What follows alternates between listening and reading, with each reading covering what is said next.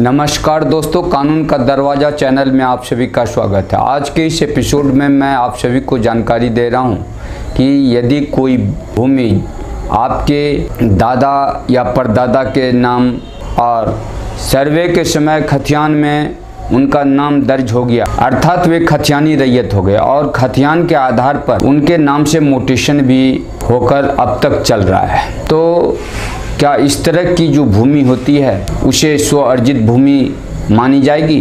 क्या उनके अन्य फरीक, उनके अन्य भाई इस तरह की भूमि को लैंड इन क्वेश्चन बता सकते हैं? इस पर सवाल खड़ा कर सकते हैं, इसे ज्वाइंट प्रॉपर्टी बता सकते हैं? इसी संबंध में मैं आपको आज जानकारी दे रहा हूँ।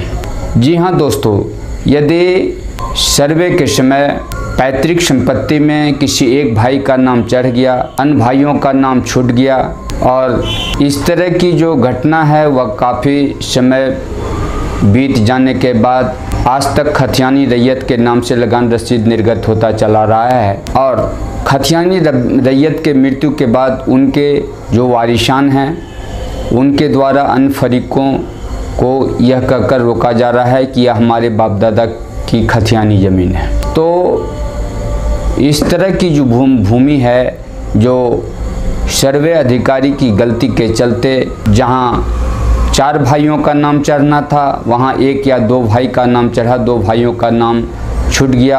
हो सकता है कि अन्य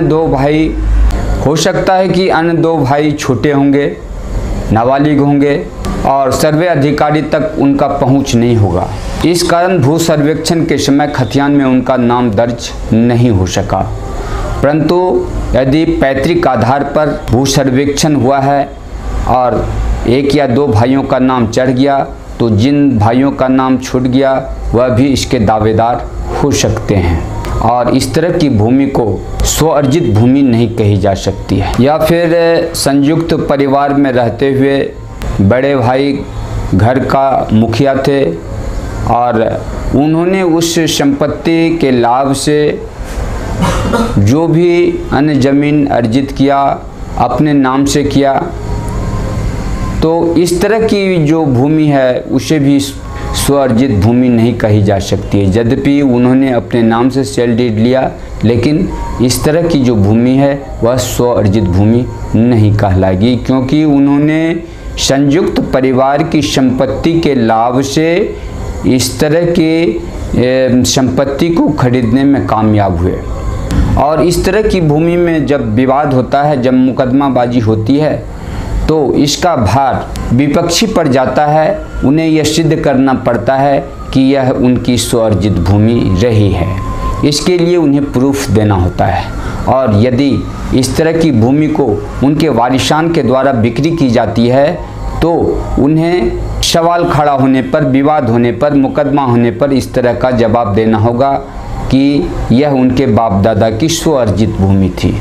अन्यथा इस तरह की भूमि में खतियान में नाम दर्ज होने से भी यह स्व अर्जित भूमि नहीं कहलाएगी और इस तरह के जो सेल डीड किए गए हैं वह वॉइड हो जाएगा।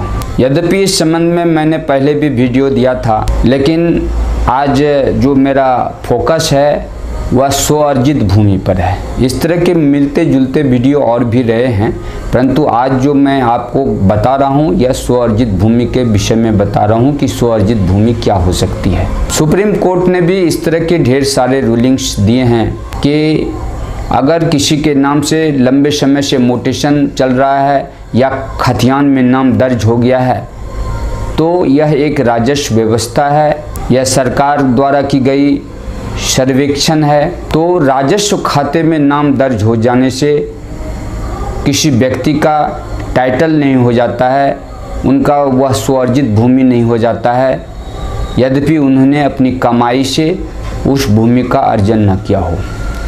तो दोस्तों, आज के इस एपिसोड में बस इतना ही कहना चाहूँगा। फिर अगले वीडियो का आप इंतज़ार करें और अंत में आपसे कहना चाहूँगा कि यदि आपने अब तक हमारे चैनल को सब्सक्राइब नहीं किया है तो इसे सब्सक्राइब अवश्य कर लें, साथ ही बेल आइकन को प्रेस करें और इस तरह के कानूनी सलाह, इस तरह के वीडियो यदि आपको पसंद आते हैं तो आप इसे लाइक अवश्य करें। धन्यवाद।